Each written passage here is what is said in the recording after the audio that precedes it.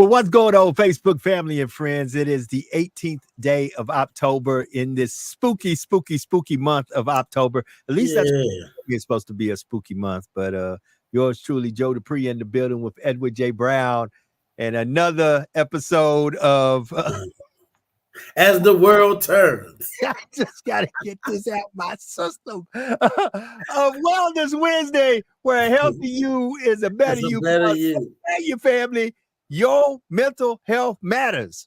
Man, Matters. listen, we got to laugh sometimes to keep from crying, right? All you can do, baby. All you can do is laugh from keeping from crying. Sometimes we got to laugh, bro, to keep from crying. That part, my good friend Edward J. Brown, Positive Choices, Counseling Services. Listen, family, if you are in need of someone to talk to because you might be going through something, and listen, it's okay not to be okay.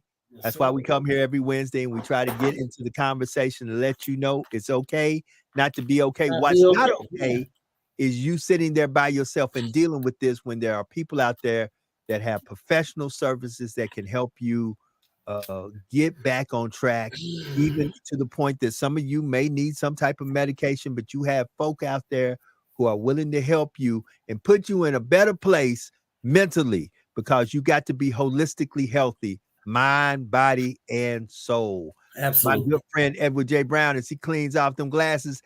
How's life on the reservation, my brother? Hey, how man, look. Alcorn? I'll be seeing you real soon. Braves pulled out one last week, and they living high on the hog.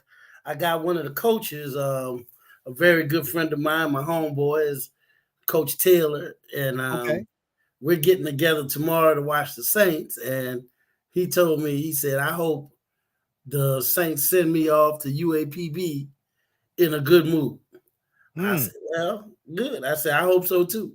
Because this Houston and that Houston game and that Green Bay game, they just took something out of my heart, man. But, nonetheless, it's all about how you deal with adversity. And that's what this Wellness Wednesday podcast is about. Hopefully we can disseminate some good information that'll help somebody who's struggling, help somebody who's going through some things, understand you're not alone and that you can get some help.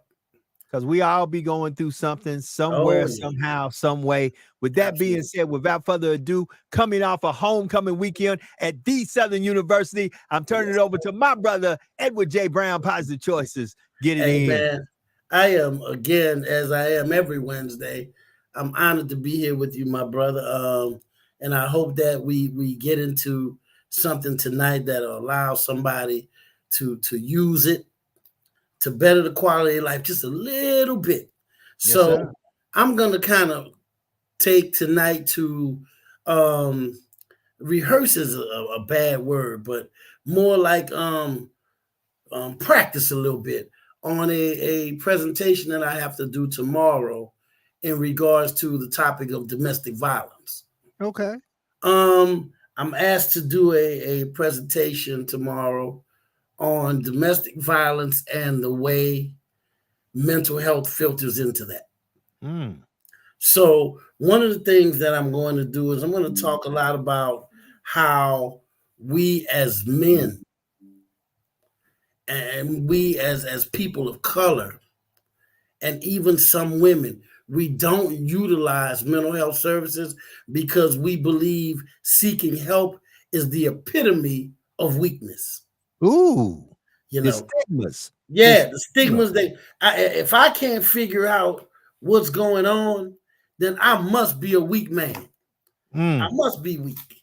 So what we have to get in our head is that things like domestic violence, it stems from the concept of communication. Now, people may not believe so, but I'm going to explain to you how. I'm going to explain to you how domestic violence is nothing but a major mental health issue. Okay? So, one of the things that I heard a lady say who's going to be on the panel is she said that one of the things we have to stop thinking is that domestic violence is a female issue. Do you know 51% of all men, that's half, have had some type of violence perpetrated on them within a relationship? Oh Lord. Now, yeah, somebody that got hit uphead by the head by the skillet, then got the she got mad and she threw a pot at you, or she got hit by a car. She threw a glass, or she bit you, or whatever it may be. Then got hit by a car. Got hit by a car, run over. Foot got ran. She bust the windows out your car. Something, some type of violence. 51% of all men. Now, here's the thing that we're going to take this podcast to talk about in regards to how this becomes a mental health issue. Come on, talk to me. All right, here we go. The first step, and it's going to be, we're going to go into 5 different stages. Okay, number 1, and we're talking about communication, mental health, and domestic violence. So we're going to tie all of these together by the end of the podcast. Come on. So number 1, communication. You and I, the first rule of communicating is that there has to be some reason for the communication. We always say that person just talked like to hear themselves talking. Well, even if you're talking to like to hear yourself talk, that's a reason. I like to hear myself talk, so that's a reason. But here we go.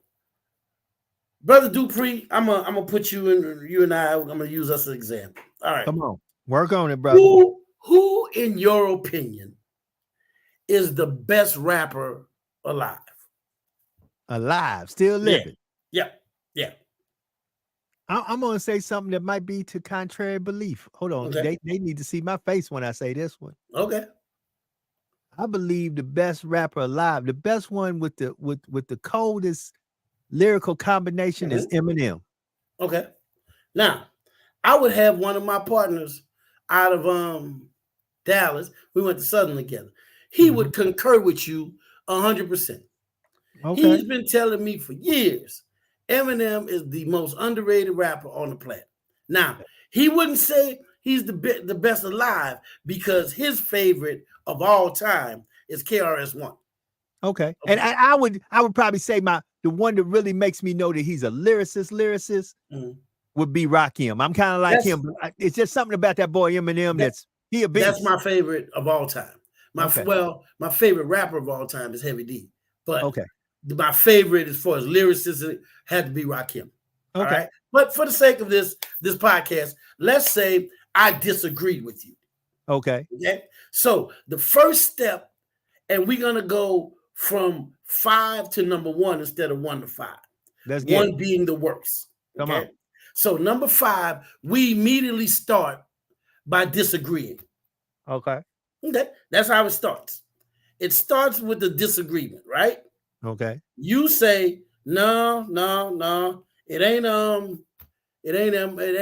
Rocky. I think it's Eminem. Well, I disagree. Right. So now the conversation, the communication has taken and gotten to an impasse. Right. I disagree with you. You disagree with me. So now we can spend hours, days, months saying, I disagree with you.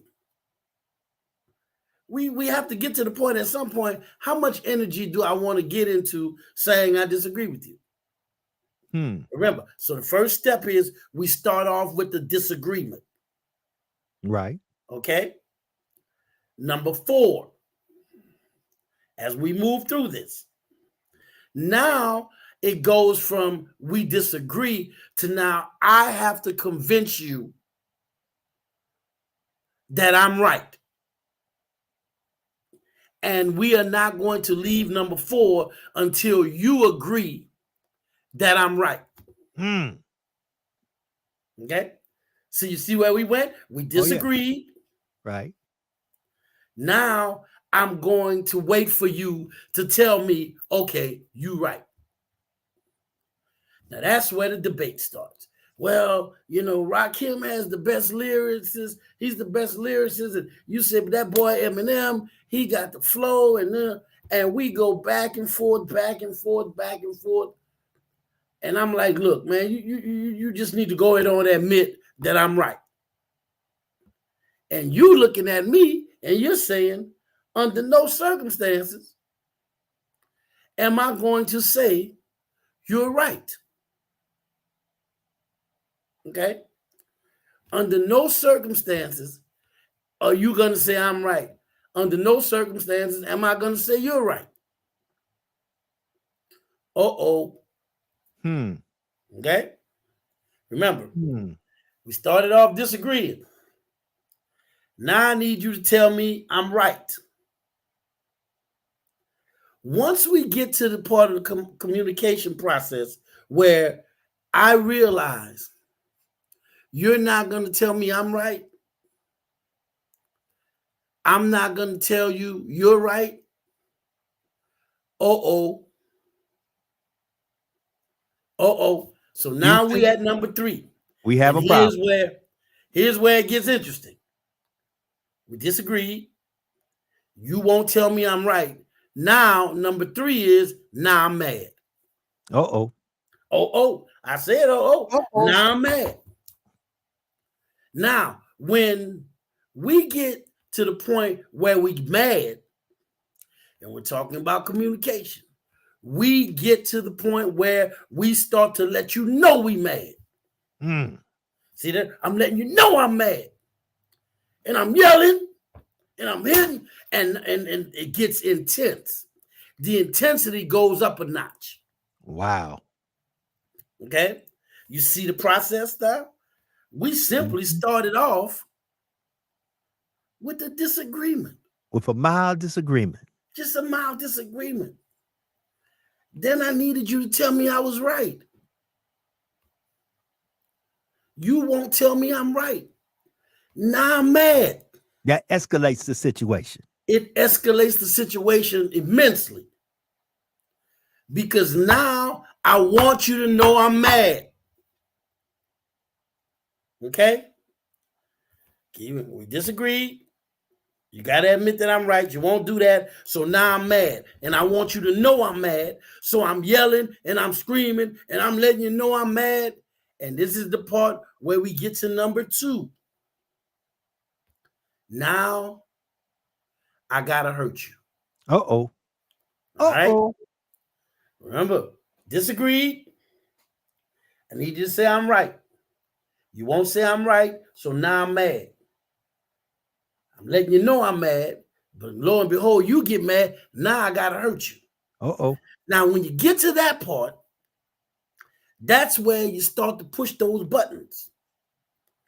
You start to say little things. That's why your mama raised a fool. Uh-oh, you said something about my mama. Now I got to cut you. Right. Then you start to say things you know are going to hurt that person. You immediately go for the jugular. You start to say things and you start to behave in a manner in which I am going to hurt you. The mission of the conversation is no longer to just disagree. It's no longer to let you say that I'm right. It's no longer letting you know I'm angry. Now I'm pushing all the buttons. That's why you adopted. That's why, say for example, you have a problem with your weight. That's why you're fat. Right. Yeah. Okay. So we start to say things that we know. Now, people always have a tendency to ask me, well, gee whiz, if that's number 2, there's a number 1. Oh, yeah, there's a number 1. Come on with it. Remember, number 2 was now I got to hurt you. But when we get to number 1 is I got to win. Uh-oh. I have to win. Uh-oh. Yeah. And when you get to the point where I have to win, there is no restraint. You won't shut up? Well, I'm going to shut you up. Mm. And that's where anything goes. That's usually where violence occurs. Now, when I said number 2 is they hurt you, now it's time to hurt you, I didn't necessarily mean physical. I mean, they know those things, those deep, dark secrets. They know those things you cried about in the wee hours of the night. Those things that you have buried deep down inside of you because they hurt. They bring stuff like that up.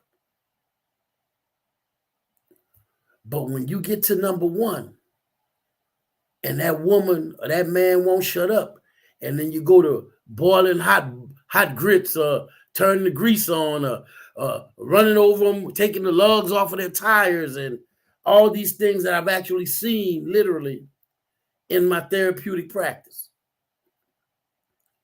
I've had a man who did 8 months in jail because he took all the lugs off of his woman's tires. Ooh, Lord. All of them, not one. All 4 tires had no lugs on. When you get to number 1, it's very, very dangerous. So people always say, well, I wish I could tell you the first 3 you could do away with, but I can't. We would live in a completely different world if we could stop at number 3. Because I wish I had a magic word that you could use that wouldn't make you angry ever again. You know, Farvin Nugan, okay, now you're not going to be mad ever again. We're going to disagree. We're going to disagree. We're going to want people to believe we're right. And we're going to get angry. We're going to get mad. But if we could stop right there, we would live in a completely different society. We would live in a society where people get angry, we get past it, and we move on to the next issue. But instead, we have people, and we literally, through the communication process, we have a tendency to hurt people. And sometimes hurting them is not enough. We have to literally win by any means necessary. And when that occurs, we literally have folks who get shot. We have people who end up cut. Right. We have people who end up locked in trunks or in closets or things like that. And that's where Brother Dupree's former career saw a lot of that. Correct. A great deal of it. So I always say, let's look at, that's the communication side of it. That is the process of arguing. We can get to the point where you say, you know what? I find myself mad. I'm going to stop right here. We don't need to go any farther. You can go farther, but I won't go with you. Because I'm not going to get to the part where I start to hurt you. You go to calling folks names, saying things about, I remember I got to be very careful on this podcast sometimes. I had a lady to say one day, well, yeah, she got attitude just like her daughter. And I'm like, oh, now you're talking about the woman child. Her daughter got attitude too. And I was like, ooh, wee. So I saw it from a perspective of she's gone from 1 to 10 instantly. You don't talk about people, mama, daddy, or their children. So now let's think about it this way. As adults, and we're at number 3, we're angry. This is where the mental health component of it comes in. Anger is a part of life. Disappointment is a part of life. Struggles are a part of life. Correct. developing the necessary skills to cope with these different issues is what and how our mental health plays a major part in this. We've seen all this before, but we constantly react to it. Wait a minute. At some point, we have to say, you know what? I'm good with this. Right. That part. Yeah. And with that is where you develop an understanding of the process of life. Now, somebody may not think this is something that you need to hear, but when you go through the struggles, we just talked about the whole concept of arguing, hurting people, and eventually taking it to that level where, violence is perpetrated. Correct. Why don't we stop at number 3 and say, okay, we disagree. You ain't going to say I'm right, so I'm mad. I'm going to stop right there. Because being angry is a part of the life cycle. Right. Being disappointed is part of the life cycle. Struggles, things like that is part of life. So I'm going to accept that and I'm going to let it go and leave it alone. But no, we are not developing the skills necessary to understand that, brother, you and I are not going to agree all the time. And you my brother. Right. Yeah, correct. You are my brother. So we're going to allow ourselves not to look at this from a mental health standpoint and say, you know what? We agree to disagree. Come on. I used to have a brother that was really, really important to me. And he used to always say, brothers, we can disagree without being disagreeable. And when he said that for the first time, I was like, wow. And what that only means is we can disagree without being disrespectful. Come on. We can't, hold on. Hold on. Mm-hmm. The moment that we learn as a people to agree to disagree without falling out with one another, that's when we'll get to that place of a community that we can work together, live together, and win together. We just had an election cycle go through here in the state of Louisiana, and they literally made it crystal clear that people were so unenthused in voting that some things may not get accomplished that should have got accomplished because people just feel like their vote don't count. So we've got to learn how to agree to disagree and still move on with the task of our responsibilities. Now, I'll show you exactly what you mean by that. Back in the day, I was reading a book several years ago, and it was these ladies, and they were in charge of a village. This was maybe, I'm trying to remember the setting of the book. It might have been, early 1800s. And they were in a small village in Africa. Mm-hmm. And one of the ladies wanted to be high chiefess. She wanted to marry the king. But he chose another lady. And the actual story of the book was how those ladies, as much as they did not agree with one another anymore, you wanted my place and you don't like me for it or you're angry at me for it. But they ended up still creating a community where they fed those two women, fed the entire village together. Come on. Every day they would get together and they would harvest and they would cook and they would feed. And I thought it was profound because they were able to disagree, but yet still be effective in their roles within the village.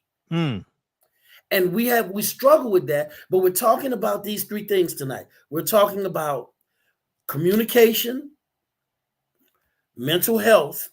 Come on. And how the 2 actually play a part in domestic violence. Come on, speak on that. Okay. So now we're sitting here, we're talking about the concept of disagree. We disagree. You're going to say I'm right. Now I'm angry. Then I'm going to hurt you. And then I got to win. Come on. Why don't we just say, I'm going to stop at number 3 with getting angry? It's because of lack of coping skills. Now, here's something that we have to understand as men. As men, a strong woman, okay? A strong woman is not an attack on your masculinity. Come on, speak on that. A strong woman is not disrespectful towards your manhood because she's strong. Okay, let me explain to you something. Disrespect is disrespect. Come on, speak on that. You know, you being a strong man or her being a strong woman is not disrespectful.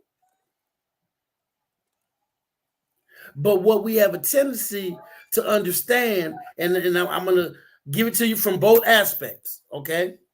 Here it is from both aspects. You being a strong man and having a strong woman, and she being strong does not mean she's disrespectful. All right, here we go, brothers. This lady says, you say, okay, I am I'm the boss over snow cones. I'm just making up a scenario. I'm the boss over snow cones. All right. Okay. So you come in and you say, okay, well, I think we should do this in regards to the snow cones. And I said, okay, I heard you, but we're not going to do that. We're going to do this. See, he can't handle a strong woman because no, just because I did not take your idea does not mean that you being a strong woman is a threat to me. I didn't pick your idea because your idea would call for us to throw these 2,000 cups we got away and purchase 2,000 more cups.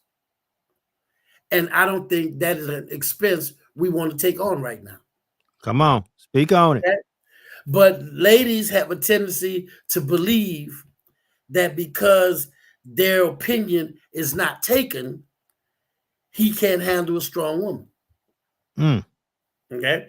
Now, let's flip that same scenario. Let's say the sister has a good idea and you do not take it because she's a woman. Come on, speak on that. You see, you do not accept her opinion because she's a woman. Not because her opinion wasn't good, but I don't want nobody to think I'm a weak man by following some woman. At some point, we have to get to the point where we understand we are not adversaries. I am not taking your idea because I just don't think it's a good idea. And then there's going to be those aha moments like, you know what? That's a great idea. Come on, speak on that. Come on. Let's do that. That is a great idea because I'm in charge of snow cones. But we have a tendency to where we go into remember, communication, mental health, domestic. We go into these interactions with one another, believing that they have to be adversarial. We're on the same team. How are we adversaries? Come on. Yeah, we're on the same team, but our communication patterns are distorted. Our communication patterns get thrown off. If I don't take your idea, I don't accept your idea, you get attitude. And you're angry. All right, we're going to put a pin in it. I'm going to show you what I mean about communication and how we have lack of coping skills, and sometimes our preconceived ideas can be our detriment. All right. I'm in a restaurant one time. And I didn't feel really good in the restaurant in the first place. I look around and it's all kind of, pictures from, slavery and up on the walls and everything. Well, I said, okay, I'm enjoying myself. And I look at the menu, and on the menu, it says short ribs. I cook some of the best short ribs out there. Come on now. All right. So they bring me this plate, and there's a big blob of fat in the middle of this pile of mashed potatoes. So I'm moving it around with my fork, And I'm like, I don't know. This is not really. So the waitress comes, is there a problem? I said, yeah. I said, this is just a big blob of fat. And she says, okay, I'll take it back to the kitchen and talk to the chef. About 5 minutes later, she brings the plate back out and she says, the chef says, that's how short ribs are. Oh. I said, oh, okay. So I pushed the plate to the side and I didn't eat anything. So when the lady came back to the table, you can kind of see she's a little taken, for lack of a better word. And she's like, I'll just take it off your ticket and, you don't have to pay for it. And I said, no, I'm fine. We're good. We're good. Just bring the ticket. So she brings the ticket, and on the ticket, the short ribs are taken off. So I immediately add into the tip the cost of the short ribs plus her tip. And at the bottom, I wrote a very nice note. I said, I did not want a free meal. I just wanted a good quality meal. Oh. For which I did not. So I did not want you to take it off. I just would have liked this. I said, but you'll do fine. I'll never come here again. God bless. And I signed it and gave it to her. And when we were leaving, the manager comes out there. Was there a problem? I said, everything I had to say, I left it on the receipt. Oh, okay. Well, I wish I could have. I said, yeah, well. And my thing is, I was able to communicate what was going on. I was not angry to the point where I could not communicate my thoughts. Right. We have a tendency as individuals to not develop the skills to communicate. Now, I stand here with my hand in the air being one of those individuals. Come on. I was not always this individual you see today. I had issues. I would get angry at the drop of a dime. Come on. Stayed angry for days, long time. But I am not going to be pushed around because I can communicate. Do I still get angry? Of course. Do I still yell? Of course. I'm always trying to improve who I am. But we're talking about the communication pattern. Then we're talking about individuals who do not develop the mental capacity to understand where they are in that process. And they allow it to filter into number one, where I have to win, which becomes violent. Violence is an inability to control your anger in an acceptable manner. Now, I wish, as I said previously in the podcast, I wish I had a magic word that I could pass out. I put it right at the front of Walmart and be a bazillionaire. Everybody can pick up their word, and whenever they get mad, they'll say it, and they're not angry anymore. That's not realistic. Come on, speak on that. It's not realistic. What we have to understand is we get angry. And how do you express your anger? That's another topic that we can address. There's so many different types. There's the person who shuts down and they internalize. Then you have that person that goes berserk. Their anger is very external. They break stuff. They act completely berserk. You have the ones that go into, when they're angry, they become extremely depressed and they cry. All of these different ways of expression comes from how we developed our skills and dealing with anger. How do you deal with your anger? How do you address it when you get mad? What do you actually do? Hmm. That is going to be that thing that when we talk about this domestic violence, you have to ask yourself, she needs to know I'm angry, or he needs to know I'm angry, so I'm going to hit him.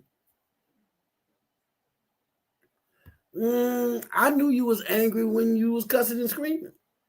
That part. So why did it have to turn physical? Why did it have to get to that? I knew you were angry. Well, that is where, especially the individual who perpetrates the violence, has to look at themselves, the good, the bad, and the ugly. And sometimes some of us are products of the environment we were reared in. Mm. There's environmental behaviors. And then we have to look at what seed was planted that is coming to fruition within. There's women and men that believe if violence is not a part of the relationship, there is no love. Right. There's so you know how many times I've heard that as a therapist in 33 years? If you don't hit me, you don't love me.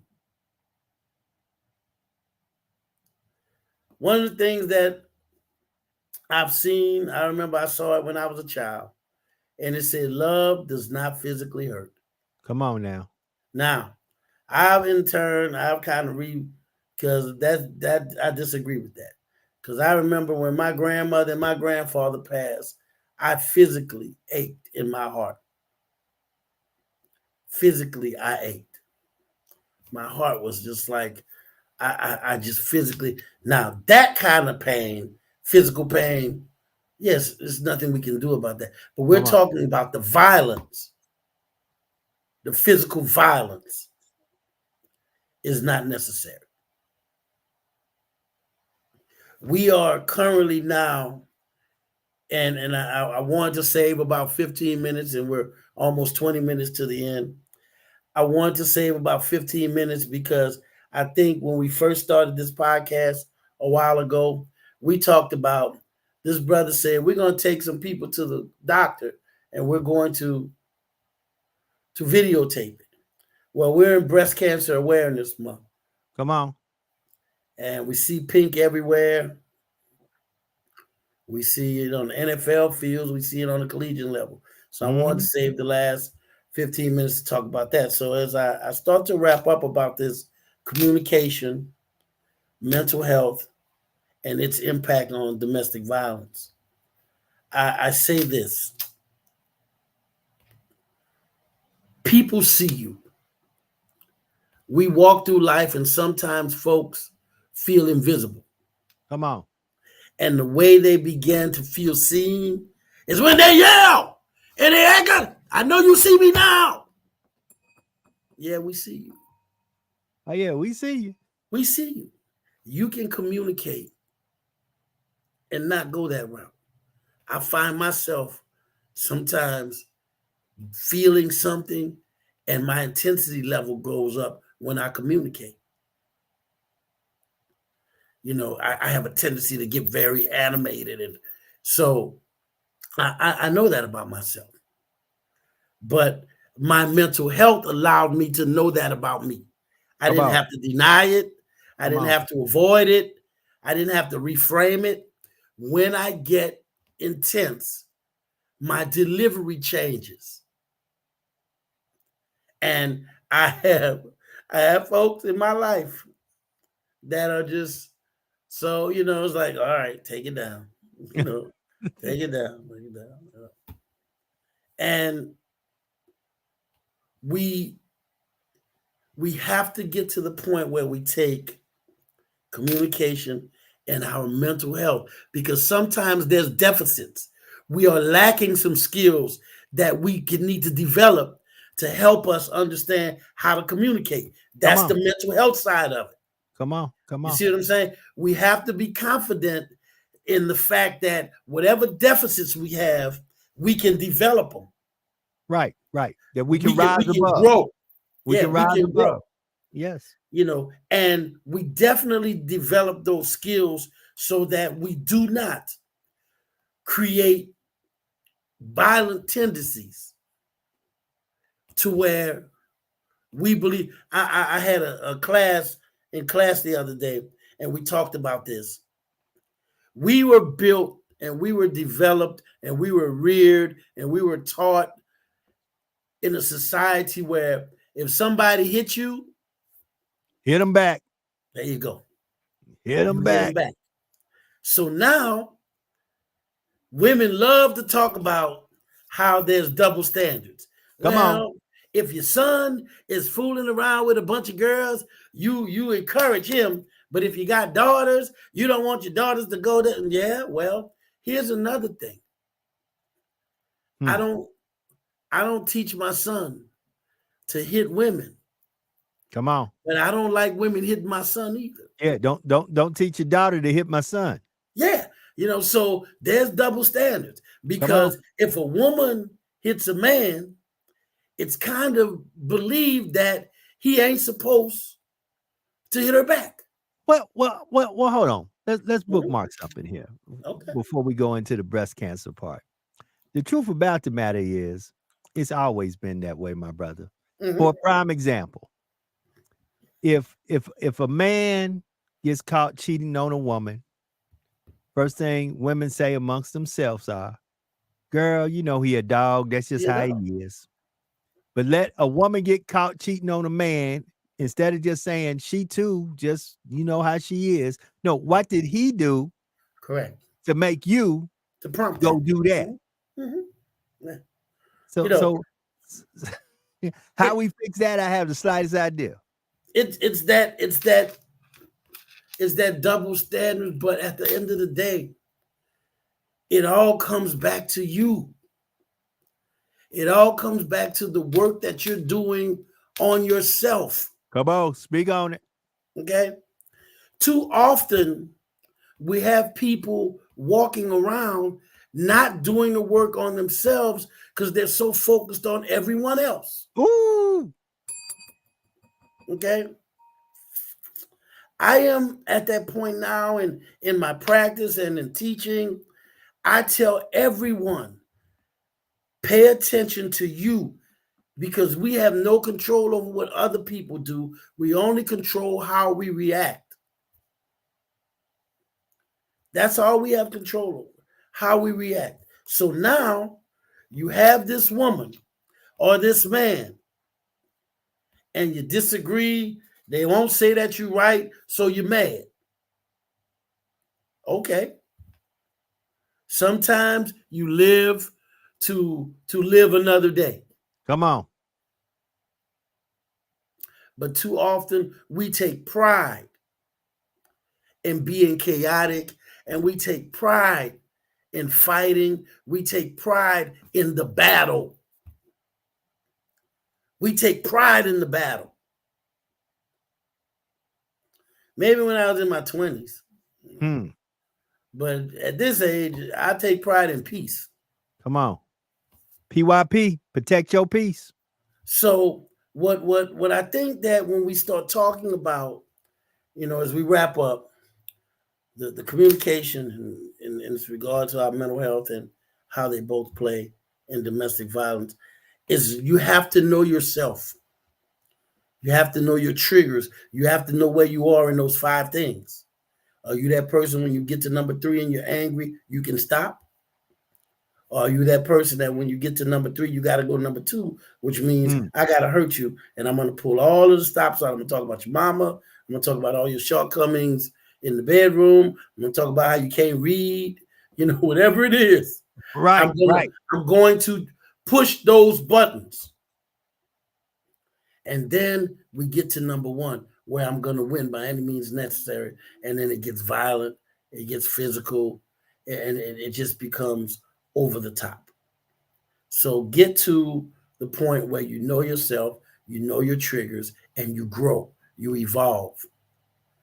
Because if you're still doing at 50 what you did at 20, like the great Muhammad Ali said, you waste 30 years of your life. Right. That part. So mental health, cancer awareness. I feel it is we would be remiss in having this platform if we didn't talk about how, as people, we avoid going to the doctor because we don't want to know. This is very true. We don't go.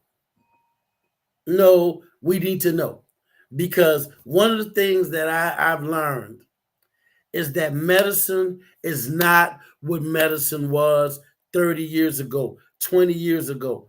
The things that they can do now, the treatments that have been developed, is unbelievable. If you don't believe me, I'm going to bring up one scenario.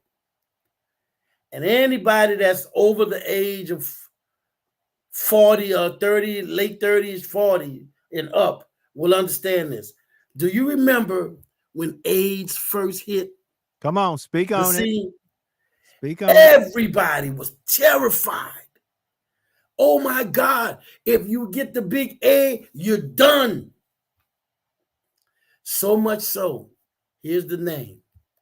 So much so that when Magic Johnson contracted AIDS, come on, the entire world sobbed and mourned because we were already writing this brother obituary. Right. That's we was already putting him in the grave. Real talk. You remember that? Magic was crying and snotting on the podium at the press conference.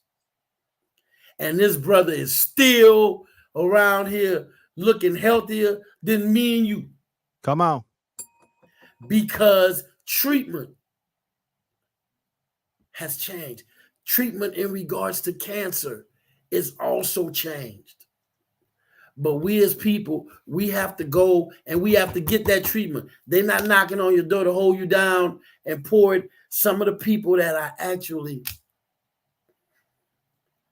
I love with so much of my heart.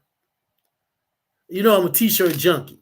Come on. Yes, you are. I'm a t-shirt junkie. Yes, you are. And I got a t-shirt that says F cancer on it. Because cancer has taken some of the people that I absolutely loved. They were my family. And my life is different because they're not here anymore. Well, we have to be real about it. You know, every February I used to do a campaign called Take a Friend or a Family Member to the Doctor for your annual checkup in honor of Black History Month, because we do have a bad habit of not wanting to know what's wrong with us. And by the time we do go find out what's wrong with us, we're at stage 4 or stage 5, when if we had a win at stage 1 or 2, we could literally get cured and be healthy and whole. We've got to do better, family. And listen, we've got to understand that there are some major disparities when it comes down to healthcare. I'm working right now in my new capacity in my new job as the new year comes. I'm definitely speaking to people where they understand that there is a major social economic difference in lifestyles. There is a difference in health disparities. There's a food desert that is a real food desert out here. And listen, people keep on talking about jobs and the economy. You can't have good jobs and a good economy if you don't have a healthy, mentally, physically, and spiritual, a holistic, healthy workforce. Period. Preach. Yeah. And that's where a lot of people don't get it. You can bring all the jobs you want on the planet, but if you don't have the workforce that can actually fill the jobs, because the workforce is sick, mentally, physically, spiritually, are not holistically well, I don't care. People are not going to come where there are nobody who can work, because the health of the individuals where you have set the plan up at is so deteriorated that nobody can work. Period. Yeah. We have a campaign at Alcorn where they talked about making sure that you are mentally and physically able to do your job. You know, so I think that we too often don't take care of our mental health. Therefore, we don't take care of our physical health. Therefore, we break down. And one of the things that run rampant in our society, especially our community, is mental health. Mental illness runs rampant because we don't get it treated. We will walk around and have 1,000 pair of eyeglasses like myself. Hmm. We will have enough pills to take care of all of our hypertension. We have pills to take care of, our diabetes. But nobody wants to talk about their depression. No one wants to talk about their anxiety. No one wants to talk about their not feeling like they belong. And therefore, we don't take care of our mental health. Our physical health. I make a plea to anyone that watched this podcast. Take care of your physical health, because if you do not, then the next thing you know, it may be too late. I remember and I was made aware that it's time for me to go again. I was a couple of years ago, maybe a little less than 2 years, I had a screening for cancer, and it came back clean. But when you get to a certain age, they say you should go every year. So here I am at 1.5 years, and I was told that I was going. Oh, you going? So I will be going to the doctor to have another screening to make sure I'm cancer free. Come on now. And I expect everyone who cares about their family, care about their significant others, their loved ones, that they will go to the doctor, because not knowing is not the answer. Early detection is the answer. Early detection of any type of disorder is the answer. So we get here and we come on every week and we talk about mental health, and we talk about how mental health applies and the way we should be the best version of ourselves that we can be. If you're not physically healthy, you used the word earlier in the show, holistic. We are going to start going into the first part of the year with this podcast, and I want us to take a different turn. We're going to take a holistic approach. Come on. To well-being. We call this Wellness Wednesday, and we focused almost 3 years now on mental health. Well, I'm giving you a glimpse into what I want to do the beginning of the year. Oh, we doing it. And we're going to take a holistic approach. Come on. To you being a better you. Not just the mental health side of it, but the physical health, the social. We're going to start talking about community. Because, you find yourself being a little happier when you walk outside and you see your community looking good and people getting along and the folks planting the flowers and they cutting grass and everybody's speaking, hey, how you doing? And what Will Smith say, how the spark from a grill could spark up nostalgia or whatever he said in summertime. Come on.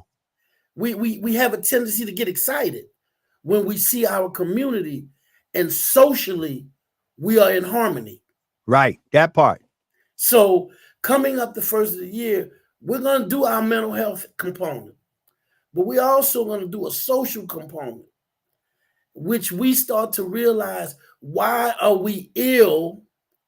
And I'm going to come up with, we got mental wealth. We're going to work on our mental wealth. Come on. We're going to work on our social wealth. Come on now. We got some gold in our communities that we're sleeping on. Yes, we do. We do. We're going to talk about our financial wealth. Come on.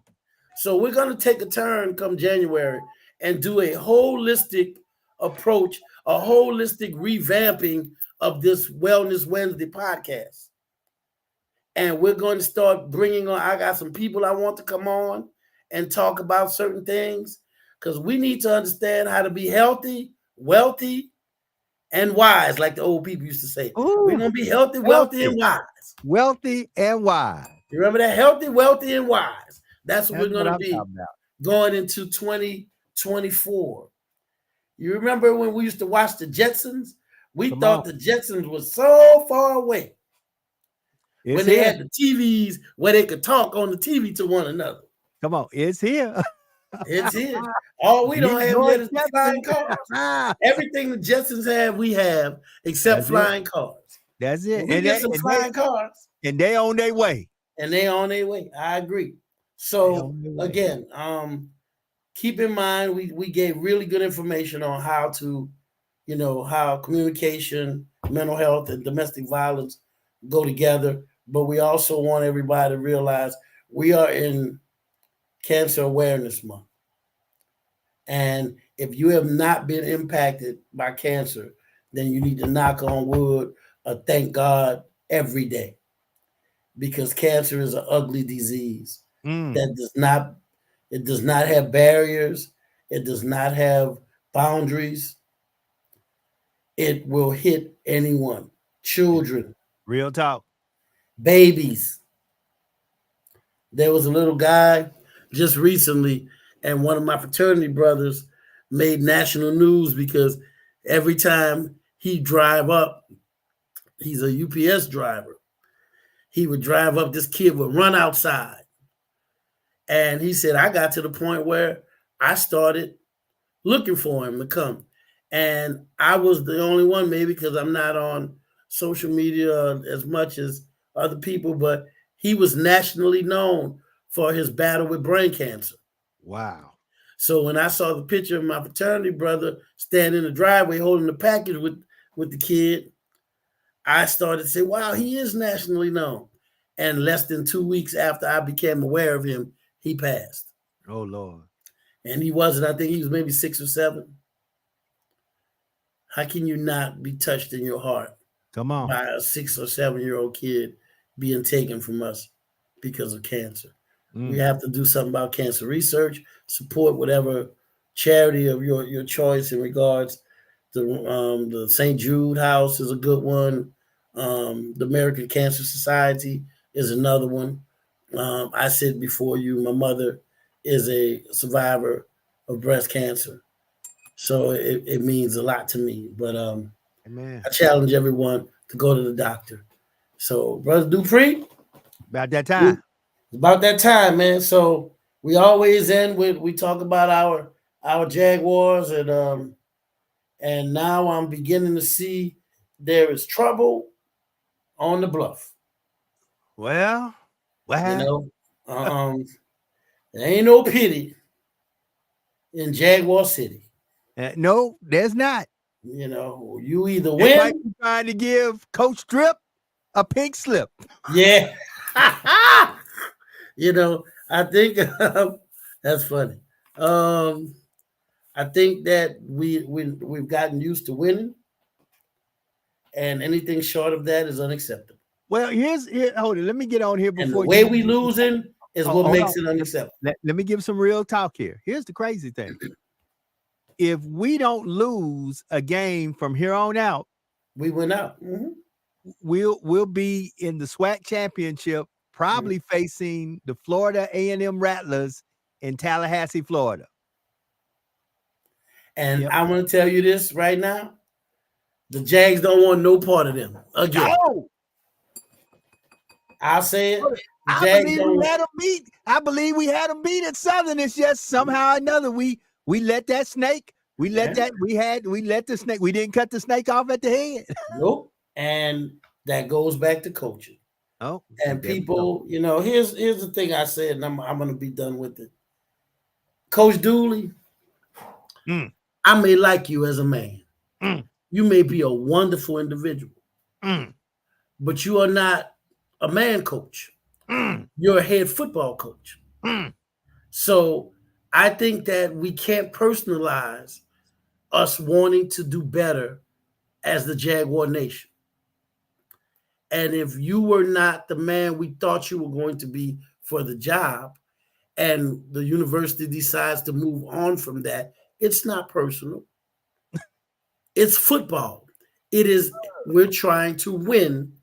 And your approach, your style, your technique, your leadership did not prompt that winning attitude that we used to. So I would hope that we could shake hands and part ways as friends and bring someone else and let someone else get a try at winning.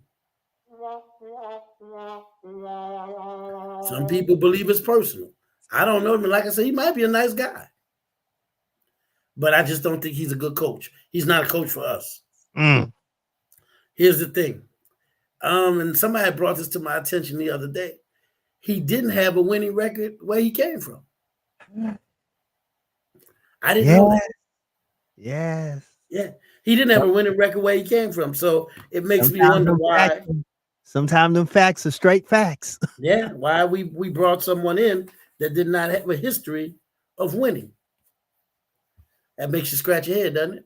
Well, we're on the road this weekend to Bethune-Cookman in Jacksonville, Florida. So hopefully we'll come back. They win? Did they win last weekend? We did win homecoming. And I mean, didn't Bethune-Cookman win? I believe they did. So it's going to be a fight in Jacksonville, but I believe the Jaguars are up to the task. But I thought we was up to the task in a lot of games. Oh, well. I thought we were up to the task against Jackson State. I thought we were up to the task against the FAMU. What was the first game we lost? We definitely should have lost that game. Alabama State. I thought we were up to the task for Alabama State. Eventually, Alabama State came into Jackson State for their homecoming and said, payback is wow. Isn't that something? Because I saw some people talking to the Braves, throwing dust at the Braves from Jackson. And one of the guys said, you need to worry about winning your homecoming before you come to us. Okay. I was you talk about the Soul Bowl. Well, you start talking about the Soul Bowl, you should have won your homecoming. Okay. But anyway, man, let's bless these folks and get on out of here. I'm sure you'll be heading out to Jacksonville, right? On Friday, yes, sir.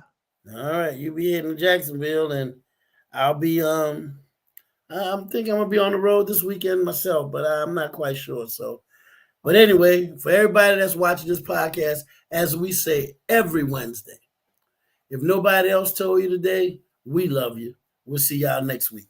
Peace. Oh boy.